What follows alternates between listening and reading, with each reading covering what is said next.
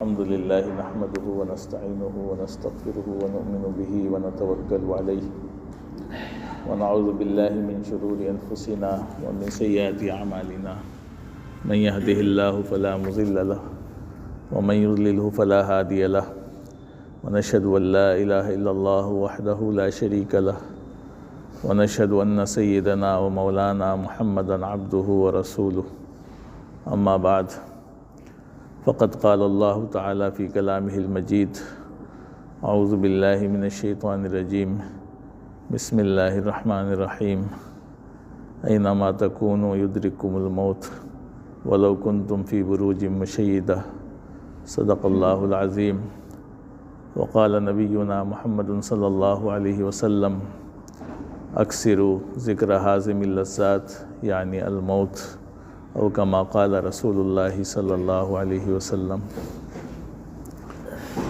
محترم حضرات، معزز سامعین کرام، یہ جو ہماری سانسیں چل رہی ہیں اور ہمارے جسم کے اندر یہ جو روح ہے، یہ اللہ کی نعمت۔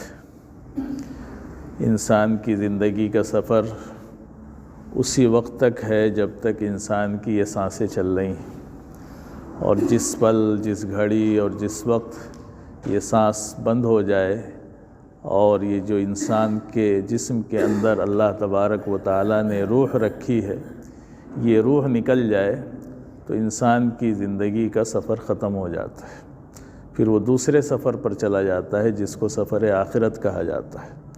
تو انسان کی زندگی کا بس یہی خلاصہ ہے۔ انسان کی سانسیں چل رہی ہیں، اس کا دماغ چل رہا ہے، اس کا جسم کام کر رہا ہے، اس کے اعضاء کام کر رہے ہیں، تو وہ دوسری دنیا میں ہوتا ہے۔ اسے لگتا ہے کہ ابھی تو ہماری زندگی بہت ہے، ابھی تو یہ کرنا ہے، وہ کرنا ہے، یہ ہے نا، ساری خواہشیں، تمنائیں اور خیالات اور امیدیں اس کے ذہن میں آتی رہتی ہیں۔ لیکن زندگی تو یہی ہے کہ بس جب تک سانس چل رہی ہے تبھی تک زندگی ہے، اور کب یہ سانس اور یہ روح ہمارا ساتھ چھوڑ دے، یہ ایسا اللہ کا راز ہے جس کو اللہ نے راز ہی رکھا ہے، کسی کو نہیں بتایا۔ یہ 5 جو غیب کی چیزیں کہی جاتی ہیں، جو غیب کے خزانے ہیں، غیب کی کنجیاں جن کو کہا جاتا ہے، جس کا تذکرہ اللہ نے قرآن میں فرمایا، اللہ کے وسلم نے حدیث میں فرمایا، یہ 5 چیزیں ایسی ہیں جن کے بارے میں آیا کہ اس کا علم اللہ نے دیا نہیں، کسی کو بتایا نہیں۔ تو انہی میں سے ایک موت بھی ہے۔ یہ موت ایسی چیز ہے جو یقینی چیز ہے۔ دنیا میں جتنے انسان بستے ہیں، کسی مذہب کے ماننے والے ہوں، کسی دین کے ماننے والے ہوں، امیر ہوں، غریب ہوں، مالدار ہوں، جیسے بھی ہوں، جس دنیا میں رہتے ہوں، جس ملک میں رہتے ہوں، لیکن یہ ایک ایسی حقیقت ہے کہ اس کا انکار کوئی نہیں کر سکتا ہے، کوئی اس کا منکر نہیں ہے۔ لوگ جو ہے نا، خدا کے منکر ہیں، خدا کے باغی ہیں، خدا کا انکار کرتے ہیں، نہیں مانتے ہیں۔ بہت سے دنیا میں بسنے والے انسان خدا کو نہیں مانتے، ہے نا، کسی کو نہیں مانتے، ہے نا، انبیاء کو نہیں مانتے، کوئی صحابہ کو نہیں مانتا، کوئی بزرگوں کو نہیں مانتا۔ یہ ساری چیزیں ہیں نہ ماننے کی۔ لیکن موت ایسی چیز ہے جس کو سب مانتے ہیں، سب مانتے ہیں کہ ہاں مرنا ہے، اور یہی زندگی ہے کہ جو پیدا ہوا اس کو مرنا ہے۔ پیدا ہوتا ہی انسان مرنے کے لیے ہے، اگر مرنا نہ ہو تو انسان پیدا ہی نہ ہو۔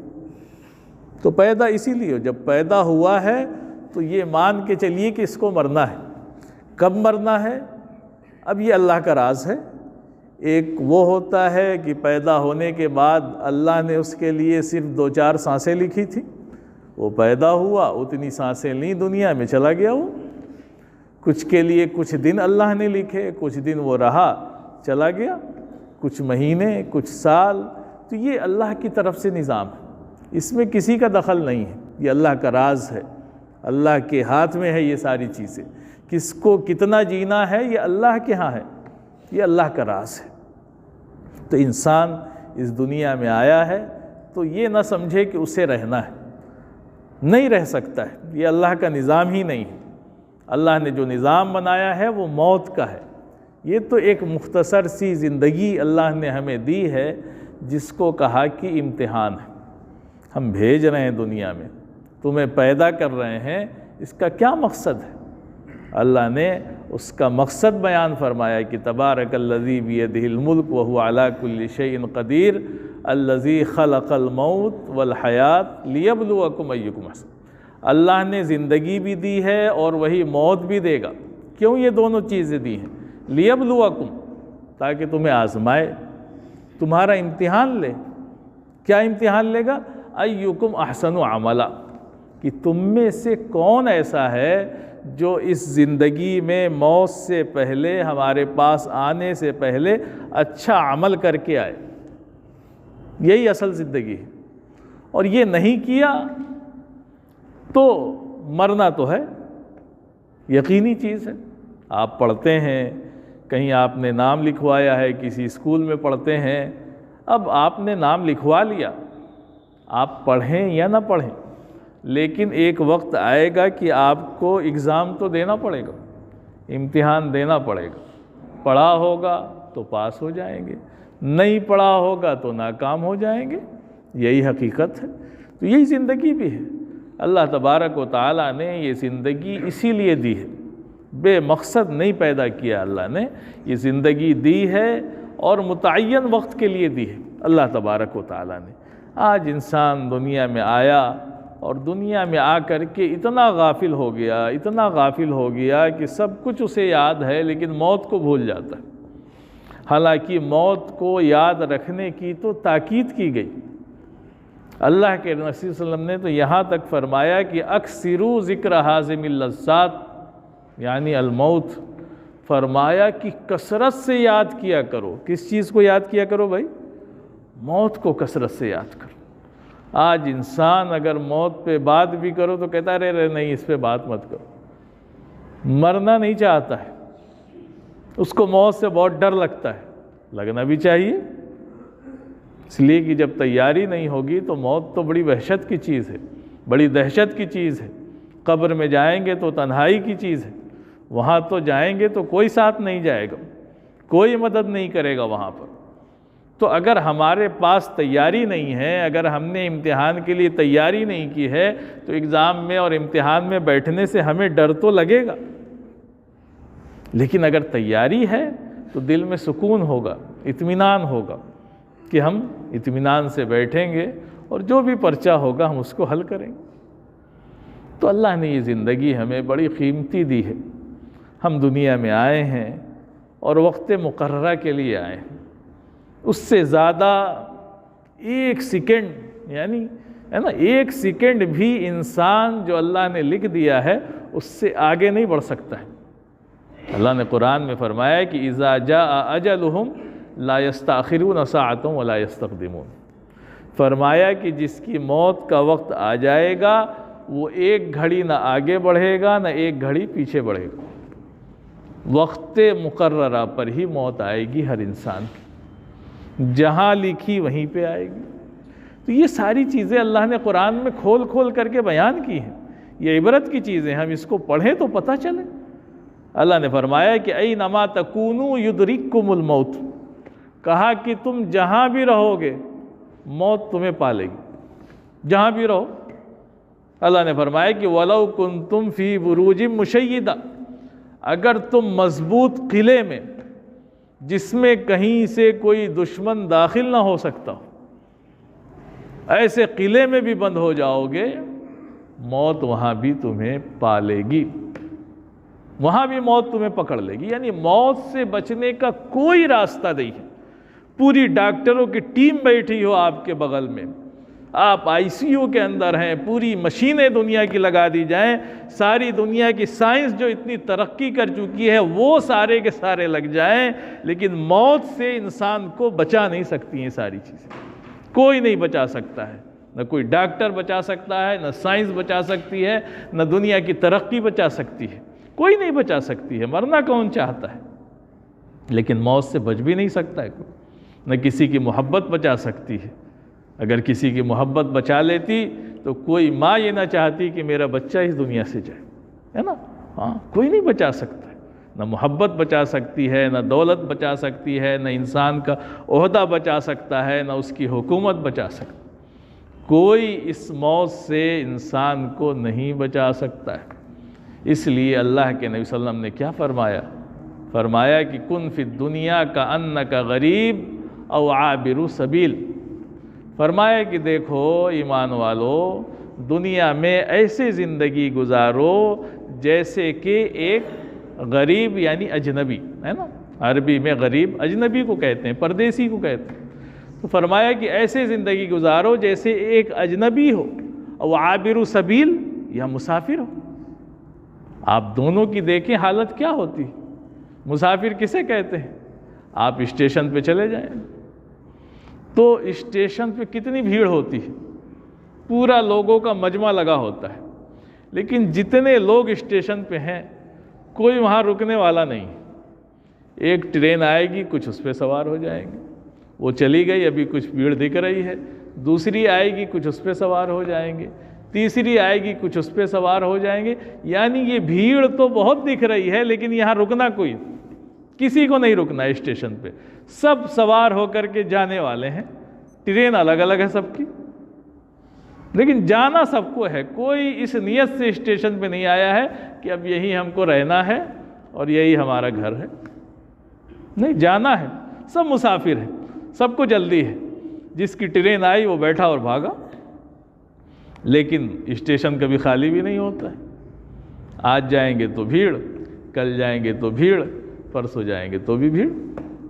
یہی حال دنیا کا ہے، سب یہاں مسافر ہیں۔ ایک آج گیا ہوگا، ایک کل جائے گا، ایک پرسوں جائے گا، جس کی ٹرین آتی جائے گی وہ جاتا جائے گا، اور بھیڑ ایسے کی ایسے ہی رہے گی یہاں پہ۔ ہم جب نہیں تھے اس دنیا میں تب بھی یہاں بھیڑ تھی، چل رہا تھا دنیا کا نظام، سارے کام ہو رہے تھے، ایسے ہی سڑکوں پہ گاڑیاں دوڑ رہی تھیں، انسان اپنے دماغ لگا رہے تھے، اپنی طاقتوں کا استعمال کر رہے تھے۔ اب وہ جا کے قبروں میں سو گئے، ہم اس دنیا میں آ گئے، ابھی ہم ان چیزوں کو دیکھ رہے ہیں، ہم بھی اس کا حصہ ہیں، کل ہم بھی وہاں سوئے ہوں گے، دوسرے لوگ یہاں پہ ہوں گے، اس مسجد میں کوئی اور ہوگا، اس منبر پہ کوئی اور ہوگا، ہر جگہ لوگ بدلتے رہیں گے، یہ تو رہے گی۔ تو ہم تو مسافر ہیں، ہم سفر پہ ہیں، ہم یہاں رہنے نہیں آئے ہیں۔ یہ دنیا خواہشات کو پورا کرنے کی جگہ نہیں ہے، اس کو باندھ لے لکھ کر کے۔ یہ دنیا ایسی ہے کہ آج تک یہاں پر کسی کی خواہشات پوری ہی نہیں ہوئی۔ آج انسان کتنا پریشان ہے، اور پریشان کیوں ہے؟ اسی لیے پریشان ہے کہ اس کو آخرت کی یاد نہیں، اس کے سامنے موت نہیں ہے، وہ پریشان ہے۔ موت کو یاد کرتا تو پریشان نہ ہوتا، اس لیے کہ موت کو یاد کرتا تو موت کے بڑے فائدے ہیں۔ موت کو یاد رکھتا تو گناہ ہوتا تو فوراً توبہ کرتا، اس کے اندر حرص نہ ہوتی کہ ہم کیسے الٹا سیدھا کہیں سے بھی جو ملے کہیں سے بھی کما لیں، اتنی امیدیں نہ ہوتی کہ ہم اتنی بڑی بلڈنگ بنائیں گے، یہ کریں گے، وہ کریں گے۔ یہ ساری چیزیں موت بھلا دیتی ہے۔ اسی لیے فرمایا کہ اکثرو ہے نا ذکر حازم اللذات، لذتوں کو توڑ دینے والی چیز موت کو کثرت سے یاد کیا کرو۔ اللہ کے رسول نے فرمایا کہ زورو القبور، قبرستان کی زیارت کیا کرو، فإنہا تذکر الموت، اس لیے کہ اس سے موت کی یاد تازہ ہوتی ہے۔ تو یہ اسی لیے میرے بھائیوں، یہ روزانہ ہمارے سامنے حادثے ہوتے رہتے ہیں۔ ابھی کتنے حادثے ہوئے، ابھی پرسوں ایک حادثہ ہوا، ہمارے سہیل بھائی یہیں 4 نمبر پہ رہتے تھے، ایکسیڈنٹ ہوا، ان کی اہلیہ بھی چلی گئیں اس دنیا سے، اور جوان بیٹا بھی چلا گیا۔ اس سے پہلے بھی حادثات ہوئے، اور روزانہ حادثات ہو رہے ہیں۔ ملک الموت کی چھٹی نہیں ہے، وہ عید کے دن بھی نکلتے ہیں، اور بقرعید کے دن بھی نکلتے ہیں، جمعے کے دن بھی نکلتے ہیں۔ ملک الموت کی کبھی چھٹی نہیں ہے۔ کوئی ایسا دن نہیں جس دن موت کسی کو نہ آتی، کوئی ایسا دن نہیں۔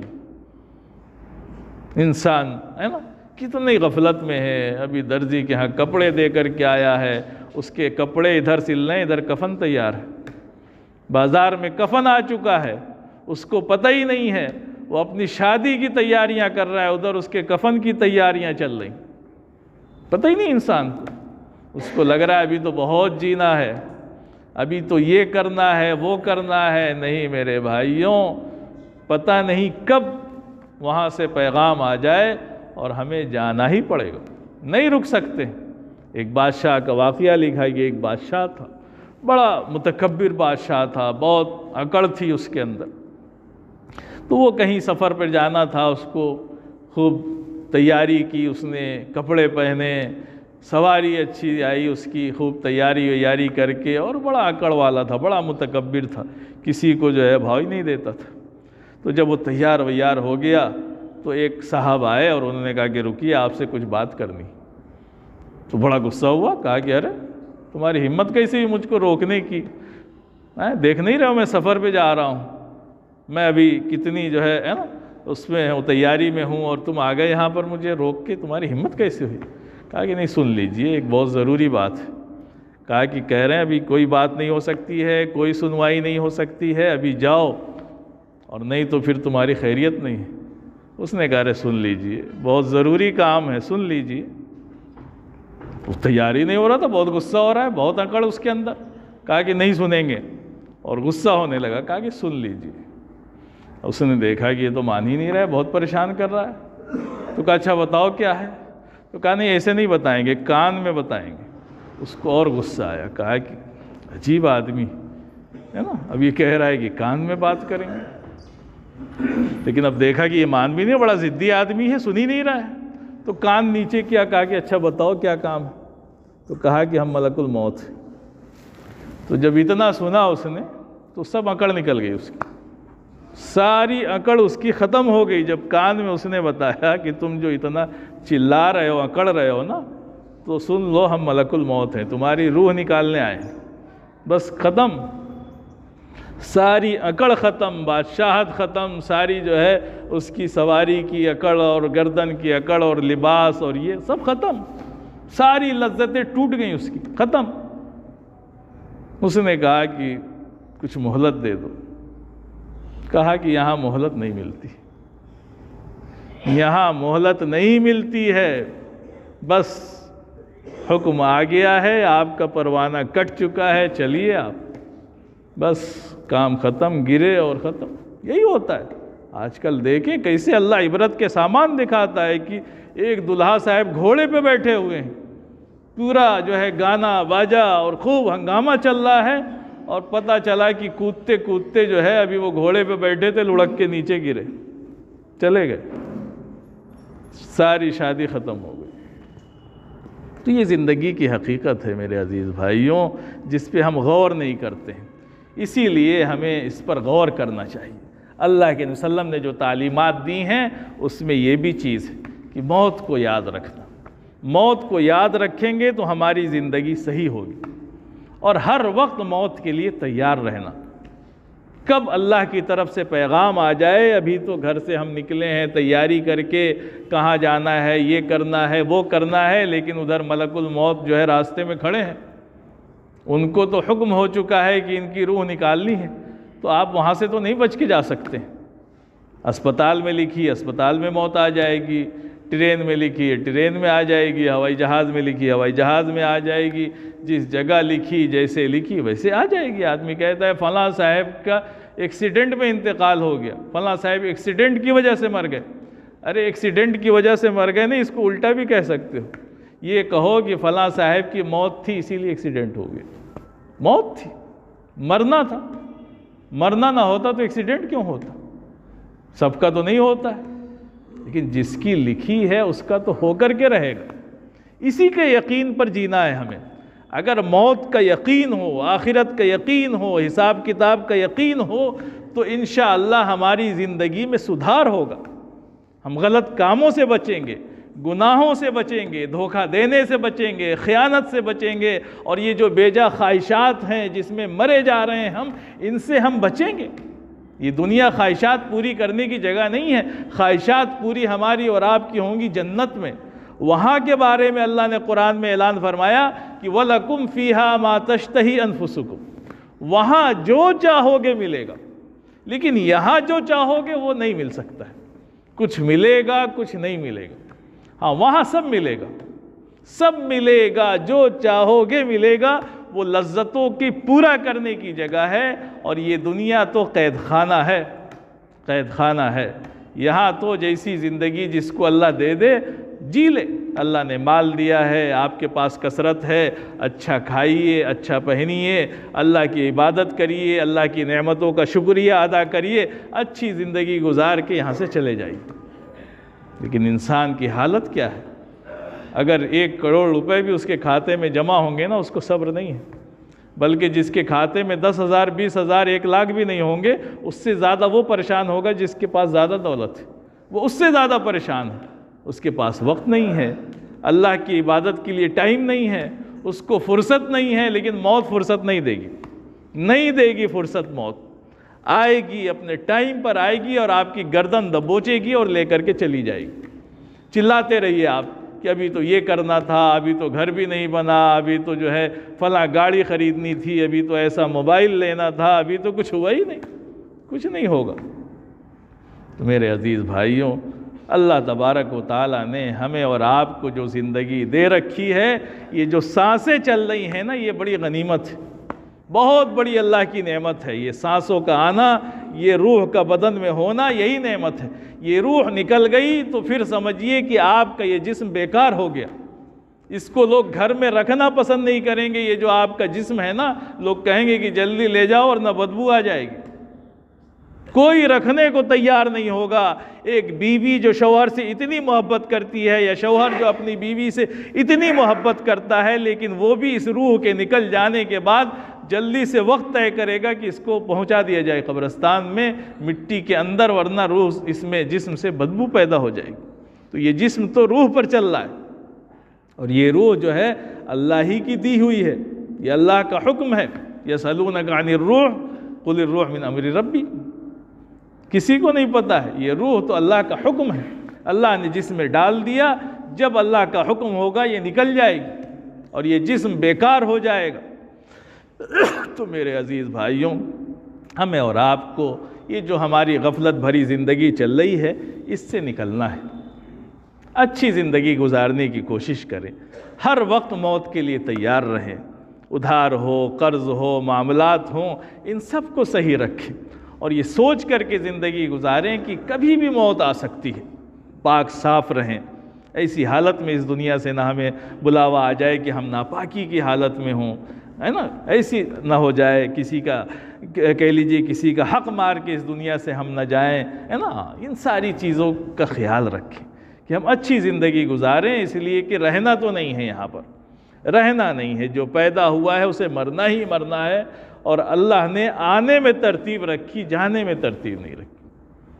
آنے میں ترتیب رکھی کہ دادا پہلے آئے، اس کے بعد ابا آئے، اس کے بعد بیٹا آیا، لیکن جانے میں تو کوئی ترتیب نہیں ہے۔ دادا ہٹھے کھٹے ہیں، پوتا چلا گیا، بیٹا چلا گیا، اماں گھر میں صحیح سلامت ہیں اور اس کے پوتے چلے گئے۔